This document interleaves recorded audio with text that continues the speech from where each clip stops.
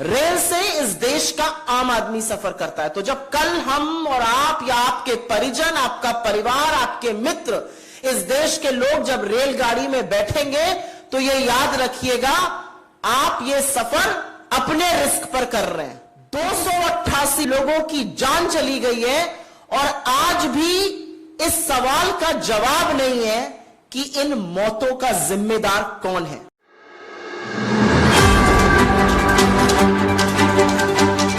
से ज्यादा हो गए हैं, जिसको सदी का सबसे भयावह रेल हादसा कहा जा रहा है, और आज भी सरकार की तरफ से सिर्फ और सिर्फ ध्यान भटकाने का काम किया जा रहा है। लेकिन कुछ बोलने से पहले कुछ आंकड़े आपके सामने रखने जरूरी है और क्या कोशिशें चल रही हैं उसके बारे में बात करनी चाहिए। भारतीय रेल रोजाना करीब 2 करोड़ 20 लाख लोगों को अपने गंतव्य तक पहुंचाती है। मतलब ऑस्ट्रेलिया की पूरी आबादी इस देश की रेल पटरियों पर रोज होती है। पर ऐसे लोगों के सफर की सुरक्षा की चिंता करने के बजाय आज सरकार क्या कर रही है? कहानियां गढ़ रही है, साजिश रचने की थ्योरियां बता रही है, एक इंद्रजाल बनाने की कोशिश की जा रही है। 288 लोग, मतलब 300 करीब लोगों की जान चली गई है और आज भी इस सवाल का जवाब नहीं है कि इन मौतों का जिम्मेदार कौन है। और रेल से कौन सफर करता है?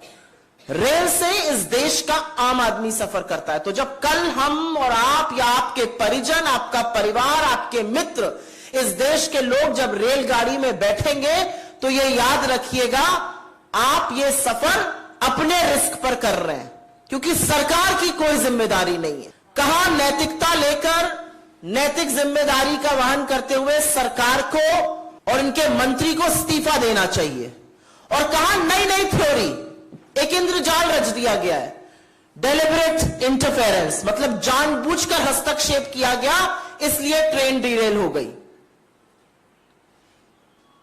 और अब सीबीआई को जांच सौंपी जाएगी। लेकिन अगर यह दुर्भाग्यपूर्ण नहीं होता तो शायद हास्यास्पद होता कि जब अभी राहत का, बचाव का कार्य चल ही रहा था तो एक मालगाड़ी भी वहीं पर डिरेल हो जाती है। तो यह भी साजिश थी, यह भी नेहरू जी की गलती थी, यह भी कांग्रेस की सरकारों की गलती थी कि अभी राहत कार्य चल रहा है और वहां पर एक ट्रेन और डिरेल हो जाती है। जवाबदेही का जा नहीं है इस सरकार में। अब सीबीआई को जांच सौंपी गई है और सवाल आज यह है कि क्या सीबीआई और एनआईए जैसी एजेंसीज वाकई में कुछ कर पाएंगी? क्योंकि मैं आपके सामने यह बताना चाहती हूं कि 2016 में कानपुर में एक बड़ा रेल हादसा हुआ था। इसको भी आतंकी साजिश बताया गया था। एनआईए को केस सौंपा गया, रेल मंत्रालय ने चिट्ठी लिखी होम मिनिस्ट्री को, एनआईए को केस सौंपा गया। कानपुर के रेल हादसे की बात कर रही हूं, 152 लोगों की मौत हुई थी।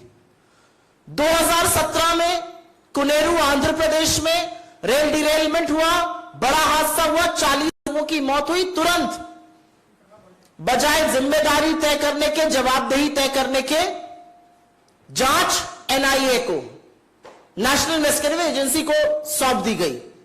7 साल हो गए हादसे के और आज एनआईए एक तय हो कि यह साजिश थी और सरकार की और सिस्टम की विफलता के कारण यह एक्सीडेंट नहीं हुए थे। 7 साल बाद भी चार्जशीट दायर नहीं हुई है।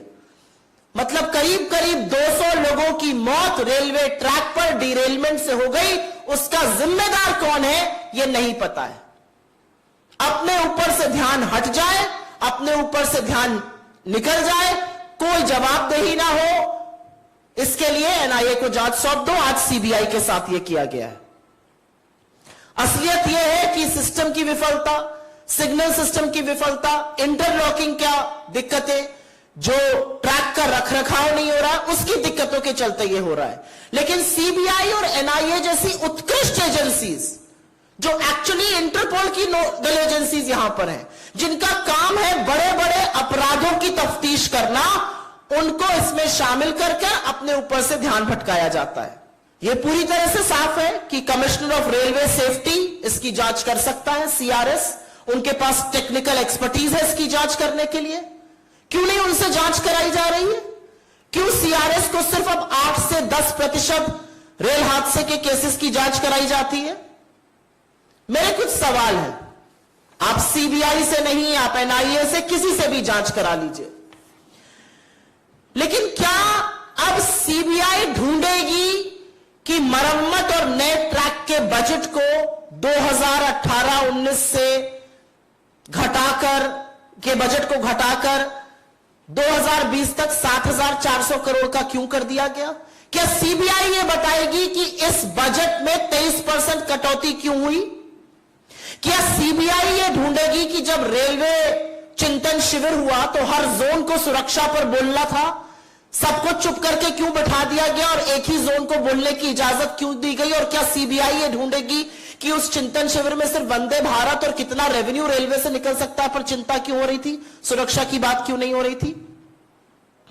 क्या सीबीआई ये ढूंढेगी कि जो CAG controller and auditor general की लेटेस्ट रिपोर्ट है जो बताती है कि 2017 से 2021 के बीच में 10 में से करीब 7 हादसे पटरी से उतर जाने, डीरेलमेंट के कारण हुए, वो क्यों हुए? क्या सीबीआई ये ढूंढेगी कि ईस्ट कोस्ट रेलवे में सुरक्षा के लिए रेल और वेल्ड का परीक्षण क्यों नहीं हुआ इस दौरान? 10 में से 7 हादसे डीरेलमेंट की वजह से होते हैं और ईस्ट जोन जहां बालासोर में एक्सीडेंट हुआ वहां पर इसका परीक्षण तक नहीं किया जाता है 4 सालों में। क्या सीबीआई ये ढूंढेगी? क्या सीबीआई ये ढूंढेगी कि रेल राष्ट्रीय कोष का फंडिंग 79% क्यों घटा दी गई? क्या सीबीआई ये ढूंढेगी कि 20,000 करोड़ रुपए आवंटित करना था, वो पैसा क्यों नहीं आवंटित करा गया ट्रैक की मेंटेनेंस के लिए?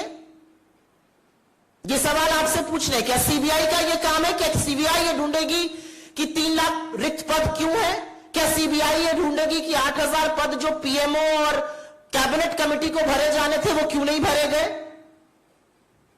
क्या सीबीआई ये ढूंढेगी कि लोको चालक जो अत्यंत संवेदनशील और सुरक्षा से निहित काम करते हैं उनको 12-12 घंटे से ज्यादा की ड्यूटी क्यों कराई जा रही है? लोको चालकों की कमी क्यों है? आज सवाल यह है कि सीबीआई का काम क्या है, एनआईए का काम क्या है? 7 साल पहले आपने एनआईए को 2 जांचें दी थी, आज तक चार्जशीट नहीं दाखिल हो पाई, तो क्या उन परिजनों को पूछने का हक है कि यह सरकार की विफलताओं के कारण हुआ, दोष कहीं और क्यों मढ़ा जा रहा है? और एक बात और है, ऐसी उत्कृष्ट एजेंसीज को जब आप इस तरह की जांच देते हैं जिनमें उनकी कोई टेक्निकल एक्सपर्टीज नहीं है, तो आप कहीं ना कहीं उनके ऊपर भी एक सवालिया निशान लगवाने की कोशिश करते हैं। सबको लगता है एनआईए क्यों? एनआईए का काम है टेरर को इन्वेस्टिगेट करना। जो आपके ट्रैक के चलते हो रहा है, जो इंटरलॉकिंग की विफलता के चलते हो रहा है, जो सिस्टम फेलियर के चलते हो रहा है, जो मेंटेनेंस की दिक्कत से हो रहा है, उसके बारे में क्या होगा? और एक बात यह सच है कि लोकतंत्र में चुनी हुई सरकार आज लगातार जवाबदेही से भाग रही है। और एक यह भी सच है, दुख के साथ कहना पड़ता है, कि जब मंत्री या प्रधानमंत्री वहां जाते हैं तो ऐसा स्वांग रचा जाता है जैसे भगवान अवतरित हो गए हो। अरे उनका काम है, चुने हुए प्रधानमंत्री है, रेल मंत्री है, अगर वो जहां पर 300 लोगों की मौत हो गई करीब करीब, उस हादसे की जगह पर नहीं जाएंगे तो क्या करेंगे? यह अलग बात है कि वहां कूलर लगा हुआ है, यह अलग बात है कि शव गाजर मूली की तरह डंपर में फेंके जा रहे हैं और उनके लिए तोसक तकिया लगाकर इंतजाम किया गया है। यह अलग बात है कि रेल मंत्री के फोन पर 7 बजे शाम दिख रहा है, हमारे मीडिया के कुछ साथी उसको 11:30 बजे उनको जमीन पर तैनात दिखा रहे हैं। तो चुनी हुई सरकार को जब जब कटघरे में आप खड़ा करते हैं तो हमेशा ध्यान भटकाया जाता है। और इसीलिए हम सिर्फ और सिर्फ एक बात कह रहे हैं कि जांच जो है वो टेक्निकल एक्सपर्टीज के जो लोग हैं उनसे कराई जानी चाहिए और जवाबदेही तय होनी पड़ेगी कि क्यों नहीं ट्रैक मेंटेन किए जा रहे हैं, क्यों भारतीय रेलवे जो करीब 2 करोड़ 20 लाख लोगों को रोज अपने गंतव्य पे पहुंचाता है, आज लोगों को रेलगाड़ी में बैठने से डर लग रहा है। अगर इन सवालों का जवाब सरकार नहीं देगी तो क्या सीबीआई और एनआईए जैसी एजेंसीज देंगी जिनके पास ना टेक्निकल एक्सपर्टीज है? और एक ये सच है कि ये पूरी साजिश का जो माया जाल है वो सिर्फ इसलिए रचा जा रहा है कि लोगों के मन में डर भर जाए और सरकार की कोई जवाबदेही ना हो। नैतिकता तो यह कहती है कि 3 घंटे के अंदर रेल मंत्री को अपने पद से इस्तीफा दे देना चाहिए था, लेकिन हो क्या रहा है? एक नया स्वांग रचा जा रहा है। और इसीलिए कहीं ना कहीं यह प्रतीत होता है कि यहां पर भी तथ्यों से मुंह मोड़ा जा रहा है, यहां पर भी बचा जा रहा है, और यहां पर भी सरकार जवाबदेही अपनी तय करने पर, ना तय करने पर मन बना चुकी है। I will very briefly make the same statement in English. It's been over 96 hours approximately. Indian Railways carries about 2 crore 20 lakh people to their destinations every day, which is almost the population of Australia. Every single day, 2 crore 20 lakh people are on the tracks of Indian Railways. But when accidents like Balasore happen, how is it that there is no accountability, no responsibility? And instead of finding out what caused this grave accident where almost 300 people died, the government is now spinning conspiracy theories and shifting the focus away from safety to all kinds of conspiracy theories like deliberate interference. You have roped in the CBI, but you had roped in the NIA in 2016 Kanpur train accident as well.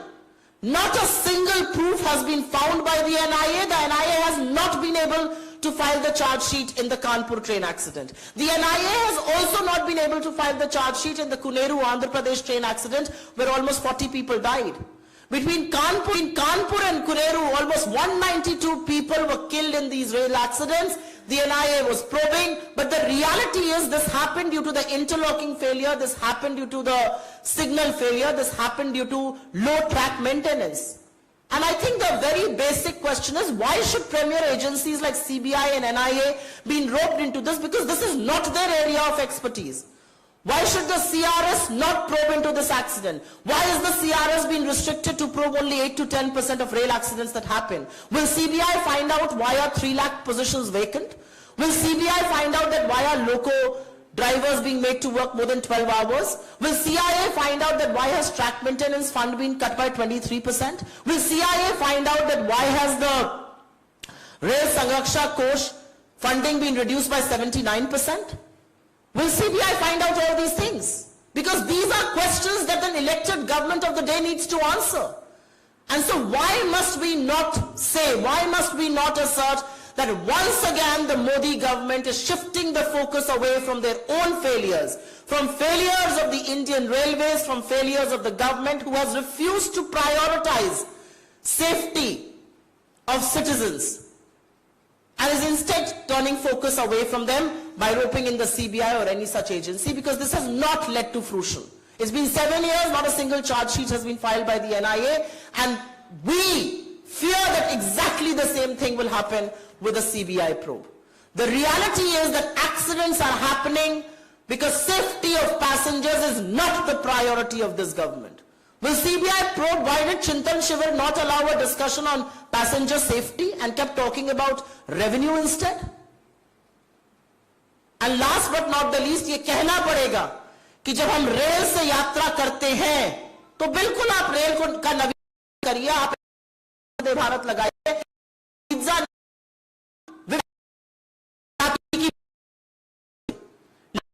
से होनी चाहिए जो सरकार की प्राथमिकता नहीं है।